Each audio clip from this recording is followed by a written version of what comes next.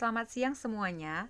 Saya dari nomor urut 6 atas nama Elda Friska Sijabat akan memberikan sedikit video singkat tentang manajemen ASN ataupun permasalahan yang ada dalam manajemen ASN. Ya, salah satu masalah dalam manajemen ASN itu adalah disiplin kerja pegawai pemerintahan, terutama perilaku indisipliner ASN, yaitu masalah rendahnya disiplin seorang ASN tersebut. Kira-kira apa saja yang menjadi permasalahannya? Ya, yang pertama adalah terlambat masuk kantor tanpa alasan yang jelas dan masuk akal. Ya, merasa kalau sudah PNS itu bisa sesuka hati datang ke kantor karena merasa seorang PNS itu berbeda dengan pegawai swasta yang sangat ketat dengan jika terlambat itu akan diadakan atau diberlakukan pemotongan gaji. Sedangkan kalau PNS terlambat tidak ada pemotongan gaji. Yang kedua adalah pulang kantor lebih awal tanpa alasan yang jelas dan masuk akal dan tanpa izin atasan. Ini juga menjadi salah satu indisipliner dari seorang ASN. Sama seperti yang di atas tadi, dengan melakukan hal tersebut tidak ada pemotongan gaji seperti yang diberlakukan oleh pihak swasta, sehingga merasa bahwa ini hal yang biasa, tidak terlalu berat, tidak merasa ini adalah tindakan yang tidak merasa tindakan indisipliner seperti itu. Selanjutnya, selama jam kantor tidak melaksanakan pekerjaan, merasa seorang PNS itu merasa bahwa pekerjaannya itu adalah santai, tidak ada pekerjaan. Jadi selama di kantor itu bisa bercerita, bergosip ria dengan teman-teman, dan itu menjadi sorotan besar bagi masyarakat luas di luar sana bahwa PNS itu kerjanya santai-santai. Yang ketiga itu adalah mangkir atau tidak masuk kerja tanpa alasan yang jelas. Ya, ini merupakan salah satu contoh lain dari indisipliner seorang PNS. Dengan sesuka hati, izin ataupun tidak masuk kantor karena merasa ini bukan hal yang terlalu indisipliner yang terlalu berat untuk dilakukan. Mungkin ya hanya dengan WA kepada atasan atau SMS atau sejenisnya. Selanjutnya, menyalahgunakan wewenang.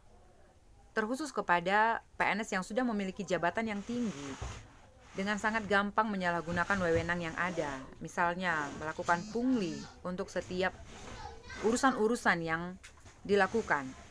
Ya. Atau korupsi atau apapun yang lainnya yang menyalahgunakan wewenang atau kebijakannya. Selanjutnya itu adalah melakukan perselingkuhan. Ini juga salah satu tindakan indisipliner berat bagi seorang PNS. Seorang PNS tidak diizinkan melakukan perselingkuhan ataupun menikah lebih dari satu kali yang telah ditentukan oleh persyaratan menjadi seorang PNS. Nah, itu tadi dia contoh-contoh ataupun tindakan-tindakan indisipliner seorang PNS. Nah, dari tindakan-tindakan tersebut, saya akan memberikan saran untuk masalah indisipliner PNS, yakni melakukan sosialisasi untuk memberikan penyegaran tentang peraturan yang berkaitan dengan disiplin PNS. Mungkin seorang PNS merasa itu tidak salah, seperti masalah-masalah yang sudah saya sebutkan tadi, merasa bahwa itu hal yang biasa atau hal lumrah bagi seorang PNS untuk dilakukan. Sehingga solusi yang pertama itu adalah melakukan sosialisasi untuk memberikan penyegaran tentang peraturan-peraturan yang berkaitan dengan disiplin PNS. Yang kedua itu adalah memberikan sanksi ataupun tindakan secara tegas bila mana seorang PNS terbukti melakukan pelanggaran disiplin untuk memberikan efek jera dan shock terapi untuk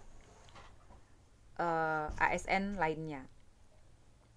Ini juga menjadi satu saran yang bagus, yang benar ya, ketika seorang pemimpin memberikan sanksi yang tegas kepada PNS-PNS yang indisipliner supaya teman atau rekan kerjanya